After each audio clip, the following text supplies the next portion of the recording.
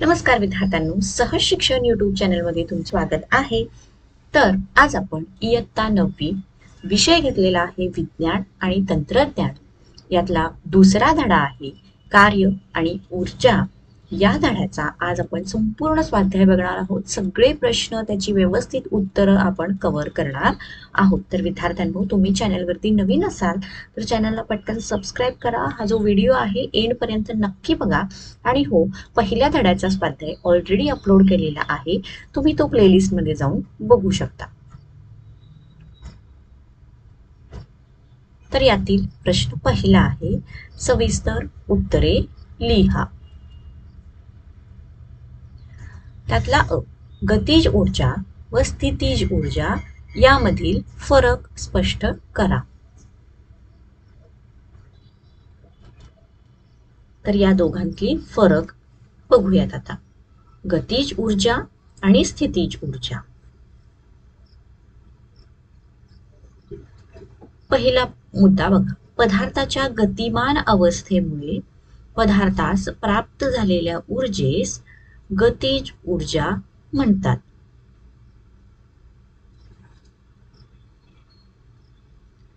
त्यानंतर स्थितीज ऊर्जा म्हणजे पदार्थाच्या विशिष्ट स्थितीमुळे किंवा स्थानामुळे त्यात जी ऊर्जा सामावलेली असते तिला स्थितीज ऊर्जा असे म्हणतात। दुसरा मुद्दा, गतिज ऊर्जेचे सूत्र आहे 1/2 mv²। स्थितीज ऊर्जा बरोबर mgh। तर याचं उदाहरण बघा। तिसरा मुद्दा, गाडीची चाल हे गतिज ऊर्जेचे उदाहरण आहे। तर स्थितीज ऊर्जेचे उदाहरण आहे टाकीत साठवलेले पाणी। तर हा झाला या दोघांमधील फरक। आता प्रश्न आ काय आहे बघा पुढे। पदार्थाचे वस्तुमान m असून तो v या वेगाने जात असल्यास गतिज ऊर्जेचे सूत्र तयार करा। तर हा विद्यार्थ्यांनो प्रश्न इम्पॉर्टंट मी या ठिकाणी मार्क करते। आता याचं उत्तर आपल्याला इथे बघायचं आहे। ठीक आहे, समजा एका वस्तूचे वस्तुमान m असून तिचा आरंभीचा म्हणजेच सुरुवातीचा वेग u बरोबर 0 आपण घेतलेला आहे। तिच्यावर लावलेले बल म्हणजे F घेतलं। बलामुळे निर्माण झालेले त्वरण म्हणजेच A। त्यानंतर T कालावधीत नंतर वस्तूचा वेग v घेतला आणि T कालावधीत वस्तूचे झालेले विस्थापन म्हणजे S घेतलं। तर वस्तूवर झालेले कार्य W बरोबर गतिज ऊर्जा असं घेतलं आपण। या ठिकाणी हे गतिज असं आहे, बरोबर। तर बघा व्यवस्थित, या ठिकाणी आपण वस्तूचे वस्तुमान m घेतलं, त्याचा सुरुवातीचा वेग u बरोबर 0 घेतलं। तर त्याच्यावरती जो फोर्स आहे तो F घेतलं। तर त्वरण म्हणजेच काय A घेतलं। तर T कालावधी नंतर वस्तूचा जो वेग असणार आहे तो v असा कन्सिडर केला। त्यानंतर T कालावधीत त्या थोडक्या कालावधीमध्ये झालेले विस्थापन S कन्सिडर केलं आणि झालेले कार्य म्हणजे W। तर आपल्याला गतिज ऊर्जेचे सूत्र तयार करायचे आहे। तर आता W बरोबर Fs म्हणजेच बल आणि त्या कालावधीमध्ये झालेले त्या वस्तूचे विस्थापन व F बरोबर काय आहे ma म्हणजेच वस्तुमान आणि त्वरण। तसेच S बरोबर काय आहे बघा, S बरोबर ut म्हणजे सुरुवातीचा वेग टाइम किंवा कालावधी आपण म्हणूया अधिक 1/2 A म्हणजे त्वरण आणि T चा वर्ग म्हणजे त्या कालावधीचा वर्ग दिलेला आहे। मग आपल्याला आता W बरोबर Fs आलेला आहे। F म्हणजे काय ma आणि S चं सूत्र इकडे दिलेलं आहे हे। तर यानुसार आपण आता हे सूत्र तयार करूयात। बघा W बरोबर Fs बरोबर। तर या ठिकाणी S बरोबर इथं किती आहे सुरुवातीचा वेग या ठिकाणी बघा 0 आहे म्हटल्यावर इथं आपण 0 गुणिले टी केलं अधिक 1/2 ए टीचा वर्ग. तर आता ही टर्म जी आहे ही पूर्ण काय झाली 0 झाली. म्हणजेच काय येणार इथे बघा आता या ठिकाणी एफ बरोबर काय दिलेलं आहे एम ए दिलेला आहे.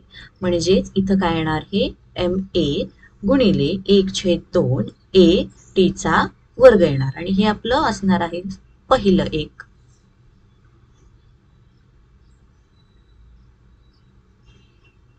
आता बरोबर 1/2 यातला आता आपण काय केलं 1/2 एम ए टीचा वर्ग. ठीक आहे. तसेच यू बरोबर व्ही बरोबर काय असतं व्ही बरोबर असतं यू अधिक ए टी. आता बघा या ठिकाणी दुसरं आपलं सूत्र तयार होतं व्ही बरोबर ए टी झालं कारण यू किती आहे हा 0 आहे म्हणजे किती झालं व्ही बरोबर ए टी झालं. मग आता हे विधान 1 आणि विधान 2 वरून आपण कन्सिडर करूयात गतिज ऊर्जेचे सूत्र 1/2 एम व्ही स्क्वेअर हे झाले गतिज ऊर्जेचे सूत्र.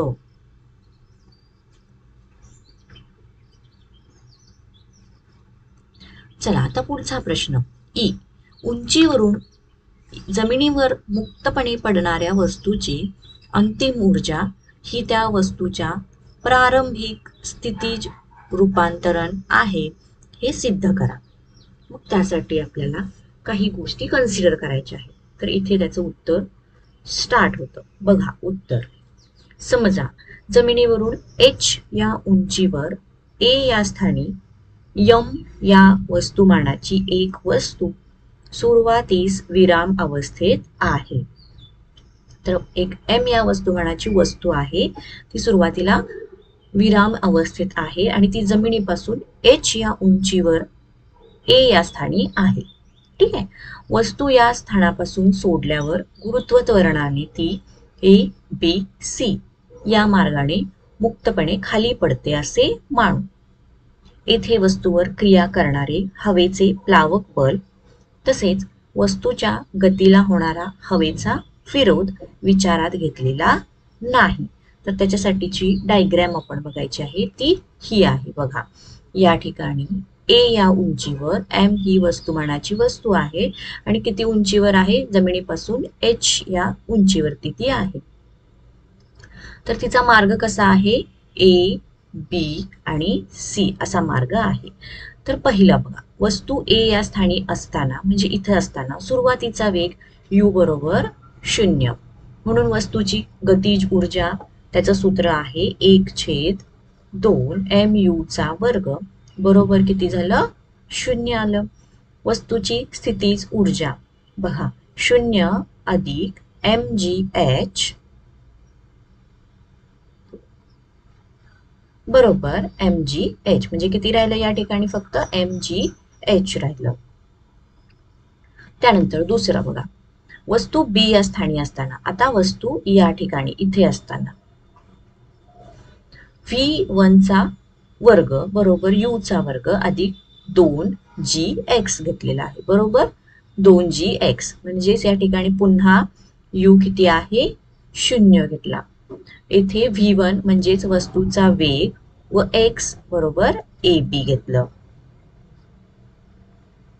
म्हणून वस्तूची गतिज ऊर्जा किती आली बघा 1/2 mv1 चा वर्ग बरोबर mgx घेतलं. तर वस्तूची स्थितीज ऊर्जा mg h मायनस x हे कंसामध्ये बरोबर आता याची फोड केली mgh मायनस mgx असं केलं. म्हणून वस्तूची एकूण ऊर्जा आपल्याला आता काढायची आहे mgx अधिक mgh वजा mgx. आता याच्यामध्ये काय होणार हे आणि हे दोन कॅन्सल होणार फक्त किती राहिले mgh राहिले. ही झाली वस्तूची एकूण ऊर्जा. आता तिसरा पॉइंट आहे वस्तू सी या स्थानी असताना म्हणजेच या इथे असताना वस्तू सी या स्थानी असताना वस्तूचा वेग v असल्यास v स्क्वेअर बरोबर u स्क्वेअर अधिक 2gh बरोबर 2GH आले, कारण या ठिकाणी U काय घेतलेला आहे, 0 आहे. म्हणून वस्तूची गतीज ऊर्जा 1/2 mv चा वर्ग बरोबर mgh. आता वस्तू A या स्थानी असतानाची स्थितीज ऊर्जा आणि स्थिर या स्थानी वस्तूची स्थितीज ऊर्जा बरोबर 0. म्हणून वस्तूची एकूण ऊर्जा mgh अधिक 0 बरोबर mgh आलेली आहे. यावरून असे दिसते की वस्तू मुक्तपणे खाली पडत असताना तिची एकूण ऊर्जा कायम राहते. म्हणजेच उंचीवरून जमिनीवर मुक्तपणे पडणाऱ्या वस्तूची अंतिम ऊर्जा ही त्या वस्तूच्या प्रारंभिक स्थिती ऊर्जेचेच रूपांतरण आहे. याच्यावरून आपल्याला सिद्ध झालेलं आहे. या ठिकाणी बघा इथे mgh जेव्हा ती C या स्थानावर असताना, त्यानंतर इकडे बघा B या स्थानावर असताना सुद्धा mgh आलेला आहे आणि A या स्थानावरती असताना सुद्धा सेम आलेला आहे. म्हणजे त्याची जी ऊर्जा आहे ही कायम राहते. पुढे बघूयात. आता प्रश्न E. बलाच्या दिशेने 30 अंश कोणाच्या कोणात विस्थापन झाले असता केलेल्या कार्याचे समीकरण काढा. तर चला हे आपण सोडवूया. W बरोबर Fs cos थिटा दिलेला आहे. तर आता थिटा आपल्याला किती दिलेला आहे, 30 अंश दिलेला आहे. तर याच्यासाठी इथे बघा सुरुवातीला हे इकडचं आहे विस्थापन आणि त्याला इकडे लागलेलं आहे हे बल. तर या दोघांच्या मध्ये किती कोण झालेला आहे, 30 अंशाचा. तर या सूत्रामध्ये आपण या व्हॅल्यू घालू. Fs cos 30 अंश, Fs cos 30 म्हणजेच किती असतं, √3/2 असतं. Fs गुणिले √3/2 घेतलं म्हणजेच आता त्याचं किती आलं बघा, W बरोबर √3/2 Fs आलेला आहे. प्रश्न. एखाद्या वस्तूचा संवेग 0 असताना वस्तूला गतीज ऊर्जा असते का ते स्पष्ट करा असं सांगितलं आहे.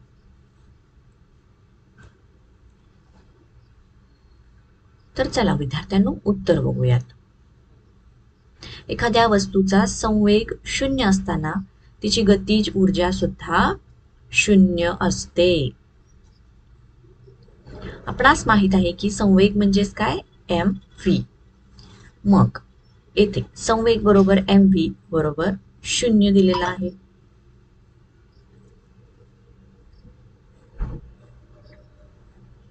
पण m is not equal to 0 आहे म्हणून u बरोबर v बरोबर 0 घेतलं. मग ke बरोबर 1/2 mu चा वर्ग म्हणजे सूत्र काय होणार, 1/2 m गुणिले 0 चा वर्ग म्हणजेच ke बरोबर 0 झालेलं आहे. वर्तुळावर गतीत फिरत असलेल्या वस्तूचे कार्य 0 का असते.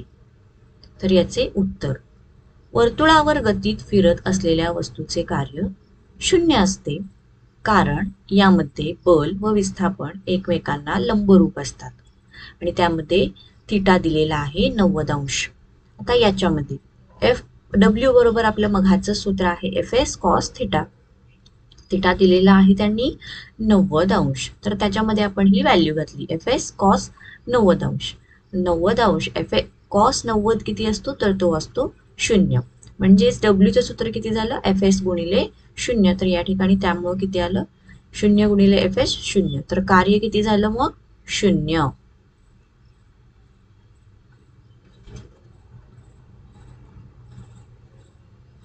विद्यार्थ्यांनो प्रश्न दुसरा बघण्याआधी तुम्हाला जर व्हिडिओ आवडत असेल तर व्हिडिओला पटकन लाईक करा, तुमच्या फ्रेंड्सना शेअर करा.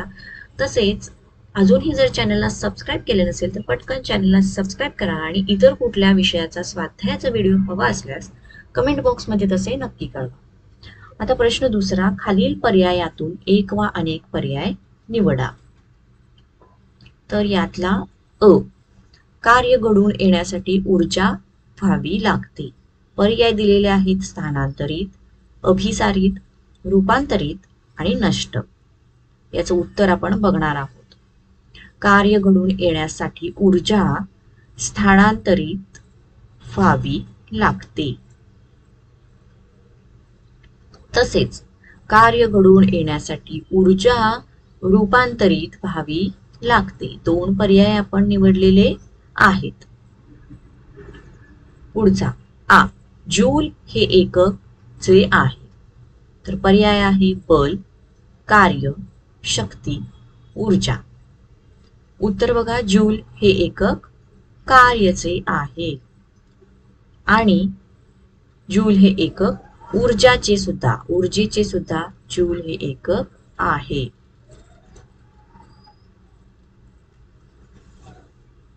ई, एखादी जड वस्तू क्षितिज समांतर दिशेने गुळगुळीत पृष्ठभागावरून ओढत असताना बलाची परिमाणे सारखी असतात. क्षितिज समांतर दिशेने प्रयुक्त केलेले बल, गुरुत्वीय बल, ऊर्ध्वगामी दिशेने असलेले प्रतिक्रिया बल आणि घर्षण बल. तर यातला पर्याय आपला आहे क्षितिज समांतर दिशेने. तर या ठिकाणी याचं उत्तर, एखादी जड वस्तू क्षितिज समांतर दिशेने गुळगुळीत पृष्ठभागावरून ओढत असताना इथं काय येणार, गुरुत्वीय बलाची परिमाणे सारखी असतात. आणि दुसरा आहे, एखादी जड वस्तू क्षितिज समांतर दिशेने गुळगुळीत पृष्ठभागावरून ओढत असताना ऊर्ध्वगामी दिशेने असलेली प्रतिक्रिया बलाची परिमाणे सारखी असतात.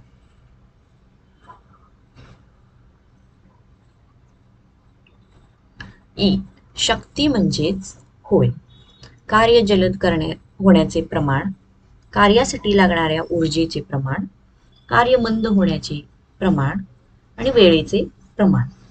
तर याचं उत्तर दोन ऑप्शन आपण निवडलेले आहेत. कार्य जलद होण्याचे प्रमाण आणि दुसरं आहे शक्ती म्हणजेच कार्य मंद होण्याचे प्रमाण.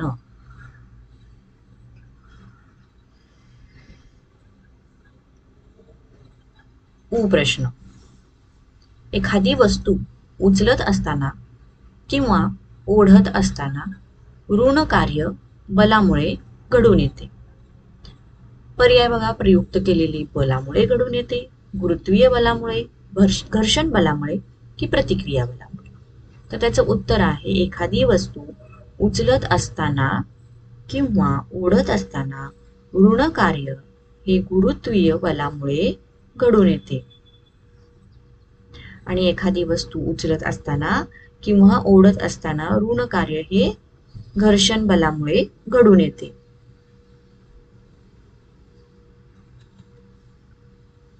आता विद्यार्थ्यांनो, पुढचा प्रश्न आहे तिसरा.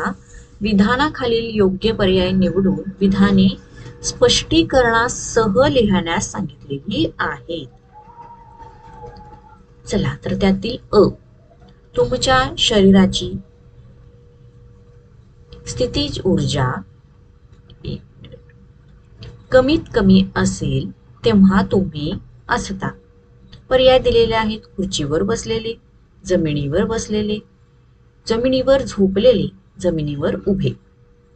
तर त्याचं उत्तर बघायचं आहे, तुमच्या शरीराची स्थितीज ऊर्जा कमीत कमी असते जेव्हा तुम्ही जमिनीवर झोपलेले असता. आणि याचं आपल्याला कारण, स्थितीज ऊर्जा mgh साठी झोपले असता, h जे आहे हे काय असते, कमीत कमी असते. नेक्स्ट हा प्रश्न, एखादी वस्तू जमिनीवर मुक्तपणे पडत असल्यास तिची एकूण ऊर्जा कमी असते, स्थिर असते, वाढते की सुरुवातीस वाढते नंतर कमी येते. हे 4 ऑप्शन दिलेले आहेत. आपण आता उत्तर बघू. एखादी वस्तू जमिनीवर मुक्तपणे पडत असल्यास तिची एकूण ऊर्जा ही स्थिर असते. स्थिर असते. स्थिर असते कारण ऊर्जा अक्षयतेच्या नियमानुसार उंचावरून पडणाऱ्या वस्तूची ऊर्जा स्थिर असते. ई प्रश्न. सपाट पृष्ठभागावरील रस्त्याने गतिमान असलेल्या मोटार गाडीचा वेग तिच्या मूळ वेगाच्या 4 पट वाढवल्यास मोटार गाडीची स्थितीज ऊर्जा मूळ ऊर्जेच्या दुप्पट होईल. दुसरा ऑप्शन आहे बदलणार नाही. तिसरा आहे मूळ ऊर्जेच्या 4 पट होईल. आणि चौथा ऑप्शन आहे मूळ ऊर्जेच्या 16 पट होईल. तर उत्तर बघा. सपाट पृष्ठभागावरील रस्त्याने गतिमान असलेल्या मोटार गाडीचा वेग तिच्या मूळ वेगाच्या 4 पट वाढवल्यास मोटार गाडीची स्थितीज ऊर्जा बदलणार नाही. कारण स्थितीज वेगावर अवलंबून नसते, ती उंचीवर अवलंबून असते. पुढील प्रश्न ई. वस्तूवर घडून येणारे कार्य वर अवलंबून नसते विचारलेलं आहे. तर पहिला ऑप्शन आहे विस्थापन, लावलेले बल, वस्तूचा आरंभीचा वेग आणि बल व विस्थापन यातील दिशेतील कोन. मग उत्तर बघा. वस्तूवर घडून येणारे कार्य वस्तूचा आरंभीचा वेग वर अवलंबून नसते. कारण कार्य म्हणजेच W बरोबर Fs cos थिटा हे सूत्र आहे आणि थिटा म्हणजेच बल व विस्थापन यातील कोन.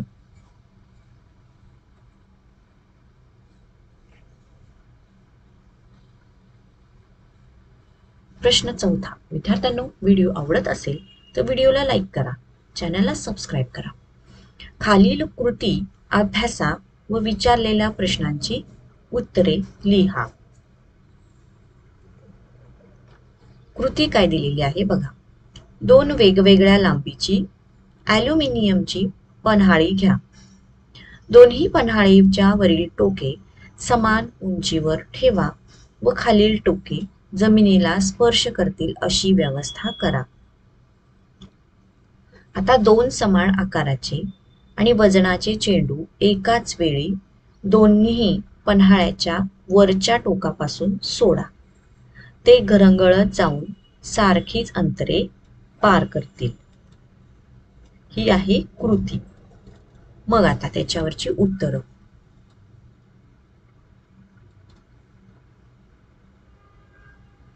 चेंडू सोडण्याच्या स्थितीवेळी चेंडूमध्ये कोणती ऊर्जा असते? उत्तर आहे चेंडूमध्ये स्थितीज ऊर्जा असते. उत्तराला मी हायलाइट करते. दुसरा, चेंडू खाली घरंगळत येत असताना कोणत्या ऊर्जेत रूपांतरण होते? तर उत्तर आहे स्थितीज ऊर्जेचे गतीज ऊर्जेमध्ये रूपांतर होते.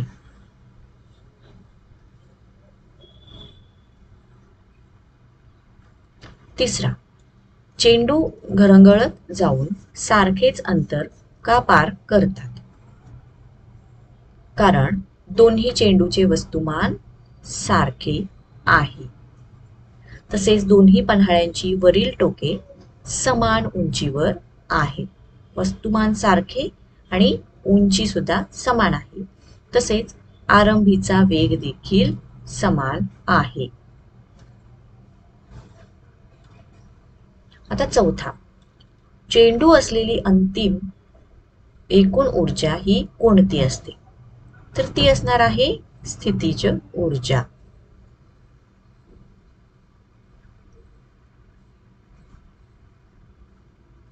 आणि 5वा प्रश्न.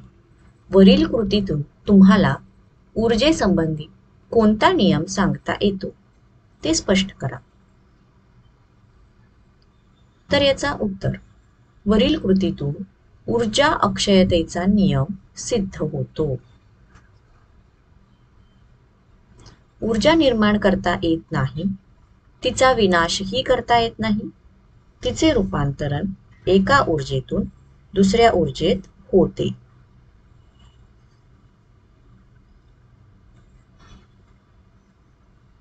आता विद्यार्थ्यांनो प्रश्न 5वा जो आलेला आहे तो आहे उदाहरणे सोडवा. तर चला आपण आता यातले काही काही उदाहरणं दिलेली आहेत ही सोडवूया. यातला पहिला, एका विद्युत पंपाची शक्ती 2 किलोवॅट आहे. तो पंप प्रति मिनिटाला किती पाणी 10 मीटर उंचीपर्यंत उचलू शकेल, हे आपल्याला काढायला सांगितलेलं आहे. तर पंपाची शक्ती दिलेली आहे पॉवर बरोबर 2 किलोवॅट म्हणजेच 2000 वॅट, आणि त्याची उंची जी दिलेली आहे ती आपण h मानली, ती दिलेली आहे 10 मीटर. तर टाइम t 1 मिनिट प्रति मिनिटाला सांगितलेला आहे. इथं बघा पंप प्रति मिनिटाला म्हणजे t बरोबर 1 मिनिट म्हणजेच तो किती झाला 60 सेकंद. तर आपल्याला सूत्र माहिती आहे p बरोबर mgh छेद t असतं. तर आता p दिलेला आहे तो आपण वॅट मध्ये कन्वर्ट केलेला आहे 2000 वॅट. m आपल्याला काढायचा आहे, जी आहे 9 गुणिले 8 गुणिले 10 सॉरी 9.8 गुणिले 10 आणि t दिलेला आहे 60 सेकंद. बरोबर. मग आता आपल्याला m काढायचा आहे म्हणून आपण m इकडे घेतला, बरोबर 2000 गुणिले हे 60 झाले छेद 9.8 गुणिले 10. तर याचं उत्तर येणार m बरोबर 1224.5 kg. आता दुसरा आ, जर 1200 वॅटची इस्त्री प्रति दिवसाला 30 मिनिटाकरिता वापरली जात असेल तर एप्रिल महिन्यामध्ये इस्त्रीने एकूण वापरलेली वीज काढा. तर याच्यामध्ये इस्त्रीची पॉवर दिलेली आहे p, वॅटमध्ये दिलेली आहे 1200 वॅट म्हणजेच 1.2 आपण किलोवॅट असं मध्ये म्हणूयात. तर एप्रिल महिन्यात सांगितलेला आहे, एप्रिल महिन्याचे दिवस असतात एकूण 30 दिवस. तर 30 दिवसामध्ये दररोज म्हणजे प्रति दिवसाला ती 30 मिनिटे वापरलेली आहे. तर वापराचा एकूण कालावधी किती झाला 15 तास, म्हणजे 15 तास वापरली ती.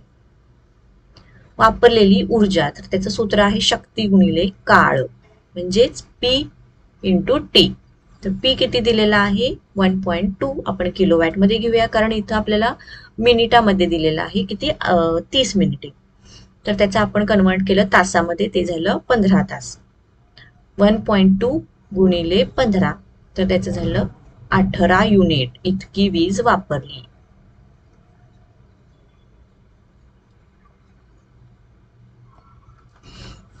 पुढचा ई प्रश्न, 10 मीटर उंचीवरून जमिनीवर पडलेल्या चेंडूची ऊर्जा जमिनीवर आदळतात 40% कमी होते, तर तो किती उंचीपर्यंत उसळी घेईल. तर आता उंचीसाठी त्याचं किती हाईट दिलेली आहे 10 मीटर आणि चेंडूची ऊर्जा mgh1 घेऊयात आपण, म्हणजेच 10 mg घातला आपण. ठीक आहे. तर जमिनीवर जेव्हा तो आदळतो तेव्हा त्याची ऊर्जा 40% कमी होते, म्हणजेच किती ऊर्जा राहते त्याच्यामध्ये फक्त 60% ऊर्जा शिल्लक राहते.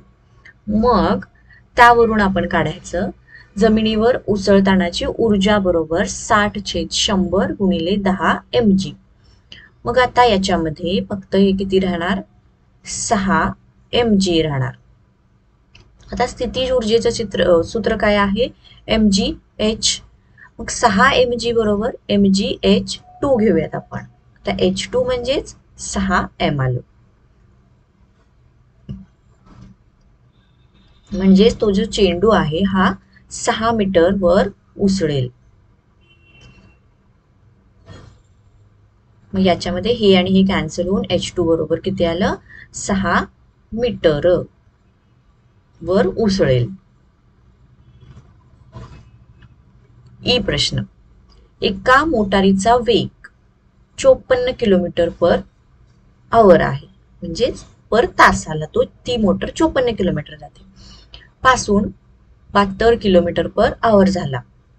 जर मोटारीचे वस्तुमान 1500 kg असेल तर वेग वाढवण्यासाठी किती कार्य करावे लागेल ते सांगा.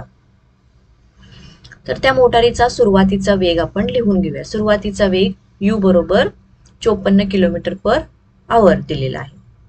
मग त्याच्यामध्ये आपण u काढला 54,000/60 गुणिले 60 मीटर/सेकंद. आपल्याला सेकंद मध्ये करून घेऊयात.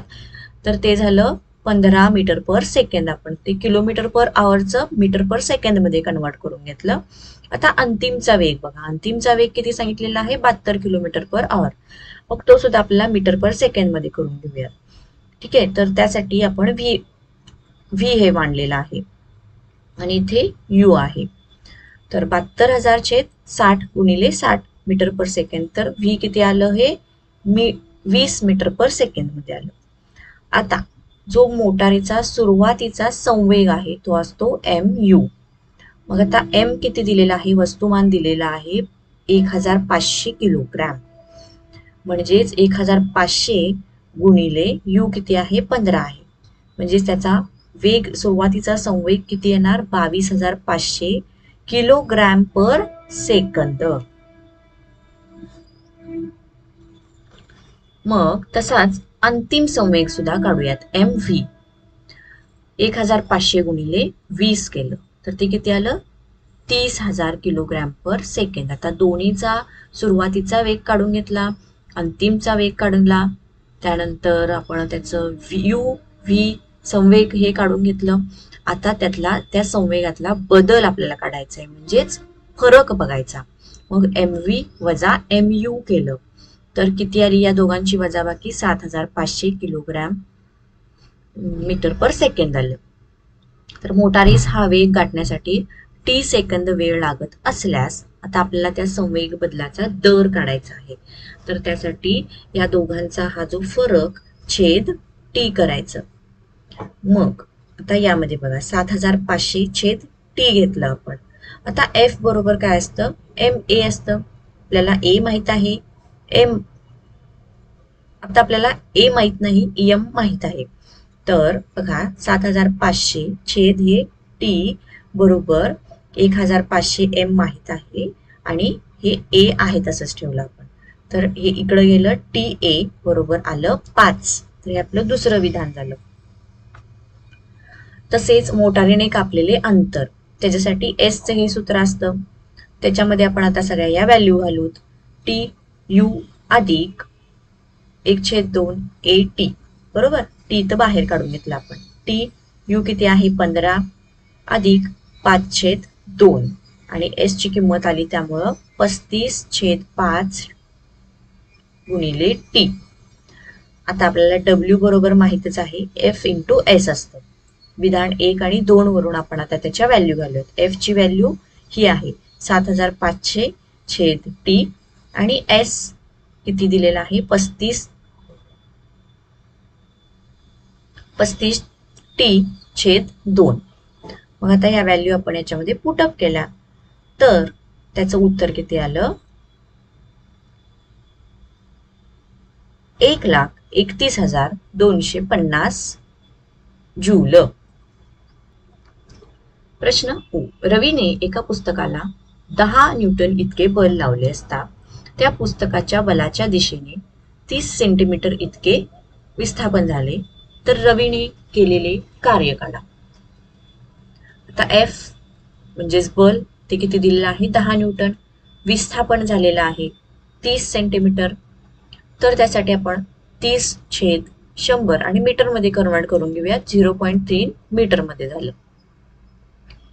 सूत्र आहे W बरोबर F × S. मग आता या ठिकाणी F आपल्याला माहिती आहे 10, S काढलेला आहे आपण मीटर मध्ये 0.3. उत्तर आलेलं आहे 3 जूल. तर रवीने एकूण 3 जूल इतकं कार्य लावलेलं आहे किंवा त्याचं कार्य 3 जूल इतकं झालेलं आहे. तर विद्यार्थ्यांनो, या प्रश्नाबरोबरच आपल्या या पाठाचा स्वाध्याय संपलेला आहे. तुम्हाला व्हिडिओ आवडला असेल तर व्हिडिओला लाईक करा. अजूनही जर चॅनलला सबस्क्राईब केले नसेल तर चॅनलला सबस्क्राईब करा. Thank you and bye bye.